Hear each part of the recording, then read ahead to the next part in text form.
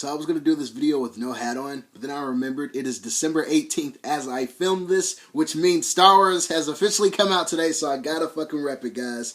I gotta rep it.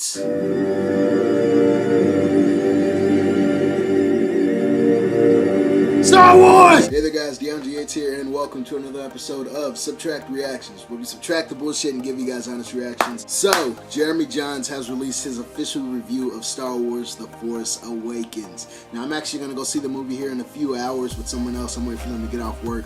But before I go do that, let's fucking watch this review, guys. Let's do it. You're right, something's missing. Nothing but Alright, hold on, this is taking forever.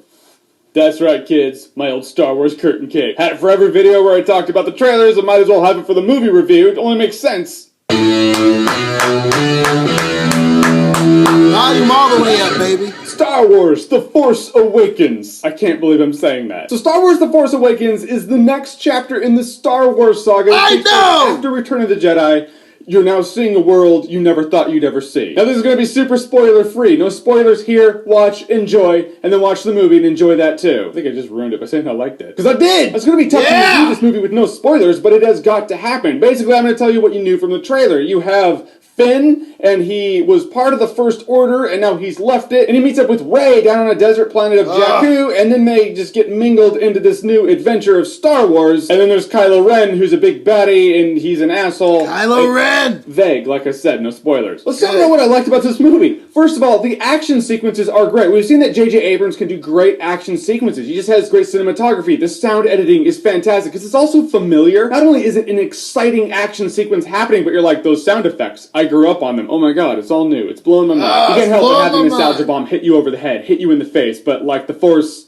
just let it in. And the characters are great too. Alright, John Boyega and Daisy Ridley have great, bright careers ahead of them. If there were new characters that were going to introduce to the Star Wars saga as the main characters of a movie, I'm glad it's them. They're fantastic actors. They bring the strength where they need it, the heart where they need it, the vulnerability when they need to, and they're just great performers. I mean, some of the actors you heard were in this movie, they're in it briefly, and you get the feeling it's like because they wanted to be in the Star Wars movie. Max von Sydow's a cameo. Don't let anyone tell you different. And Kylo Ren surprised me in this movie. I thought Kylo Ren was just going to be kind of like Vader 2.0. He's just a little more human. When you start hearing him talk, you just notice it's not a big brooding voice for the sake of a big brooding menacing voice. I mean, it does have a voice box that makes it sound, well, it sounds just like it sounds in the trailer, but you can tell that the tone of it is he's still a human being. No, the big baddie with the mask in a movie is actually, he's a character. I'm not saying Darth Vader wasn't a character. I was just surprised that in this day and age they had a masked villain for the sake of big and scary. That was. And a big shout out is happening because this big shout out is happening. Harrison Ford as Han Solo was great. I thought Han Solo was going to be in this movie, kind of shoehorned into it, to kind of take these other younger,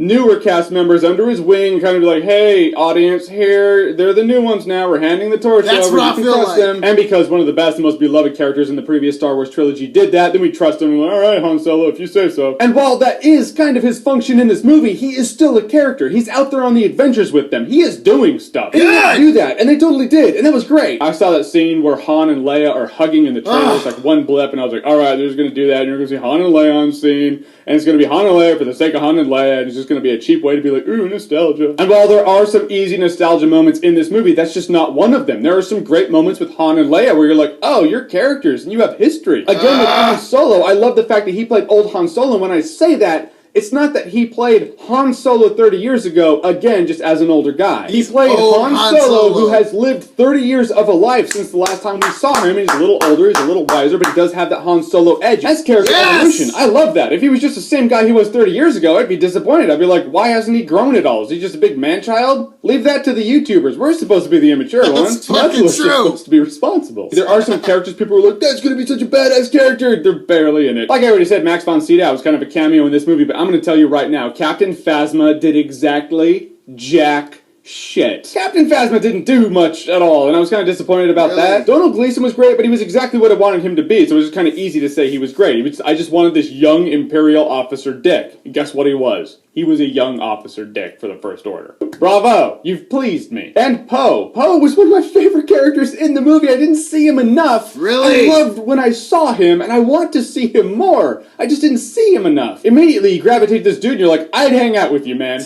I just would. I cannot believe you're going to be Apocalypse, because in a galaxy far, far away, if they do have a dictionary, the picture next to the word likable is that guy. And one of the best things in this movie for me is something I think some people are going to have a big problem with. And that is you do not have all of your questions answered by the end of this movie. Some of your questions are answered, but you end this movie with 10 more questions. However, there's going to be more. It's part one of a trilogy. And I love that. I love the intrigue. I love the fact that when the next trailer comes out, I can be like, oh my gosh, it left off here, so I think it's going to go there, and oh, what are they doing? Yes, you couldn't tell by now, I love me speculating. Yeah, there you go. This movie has some great humor, too. You know, with J.J. Abrams, you knew it was going to have humor, and I've never seen humor like this work in a Star Wars movie. The prequels tried to be funnier, but it just came across as awkward. Nothing really landed. And the original trilogy doesn't have as much humor, although it does have humor, not as much as The Force Awakens. The Force Awakens has more humor, but more humor that landed, and it made the movie as a whole feel a bit more relatable and a bit more human. Never seen that much of that side of Star Wars before, and I was glad I saw it. Now, one of the things that helps bring the OG original trilogy Star Wars fans into this movie is one of the things that needs to be touched on is all the nostalgia in this movie. And that's the familiar plot points from the other Star Wars movies in this movie. A few times in this movie, you're like, I recognize that. Oh, I've seen that before. I have seen that before. And while there's a part of me that doesn't understand that they did that for the introduction for Star Wars Episode 7, it's like, alright, it's been 30 years. Like, a lot of fans kind of had a rough patch with those prequels. Alright, we'll let them know that we're going back to the old ways. I feel like in the sequel, we'll get more new things, but it does have to be addressed that on more than a few occasions you're like,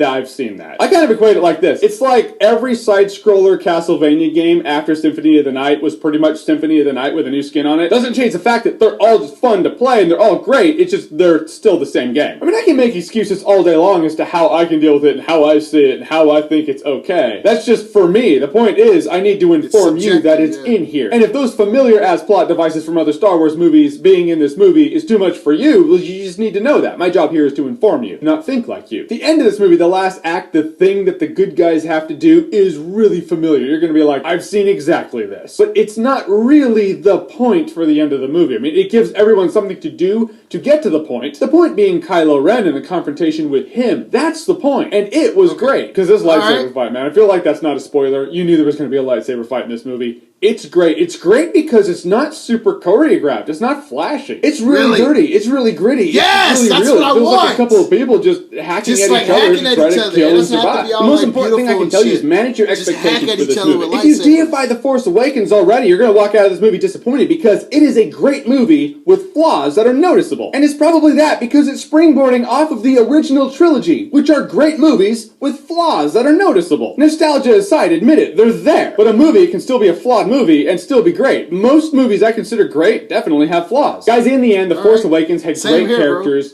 great exciting action. It's a wonderful reintroduction to the Star Wars universe, and it gives it revitalizing energy by harkening back to the old and giving us some of the new. There's a lot in here that I loved. I had a fun time, but I also had a surprisingly emotional time. You walk out of this movie, you're like, that movie hit a lot of emotions for me. I've heard some people say it's a turn your brain off fun movie. I can't say a movie hits so many emotions for me, and I actually started welling up in a few scenes, and they'd be like, yeah, it was still turn your brain out. No, those are two different movies I'm talking about if I do that. There is a scene in this movie where my eyes just welled up and got hot, and I just grinned, and I was like, that is amazing. I don't know if I was like welling up, I was just getting emotional. And it's not, I wasn't sad or anything, it was just a powerful scene that I really, really liked, and I'm glad it was in this movie. The Force Awakens was personally what I wanted it to be, and if you keep your expectations in check and know that it is a movie, you can walk out of The Force Awakens having one of the most enjoyable theatrical experiences you have had in 2015. And I'll say without batting an eyelash, Star Wars The Force Awakens is awesome-tacular. Yes! Fuck yes!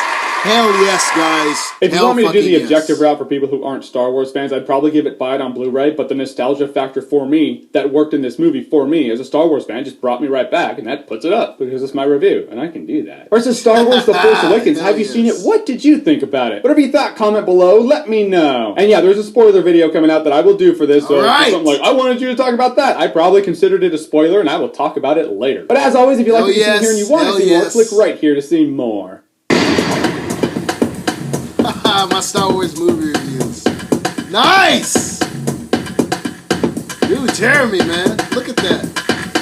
Look at all those fucking videos on there. One thing I love about Jeremy Jahns reviews is that he always says that they're subjective. You know what I mean? All movie reviews are subjective. But I love how he always says that the movie that he's reviewing, it's his opinion on that movie. You know what I mean? Like if it's a great movie and you believe that it's a great movie, to you, it's a great movie. Even if everyone else in the world thinks that it's a shitty ass film, you're allowed to have that kind of fucking opinion. You're allowed to fucking have that. That's the thing about movie reviews, guys. It's all opinionated. It's all subjective. It's just what we believe as individuals.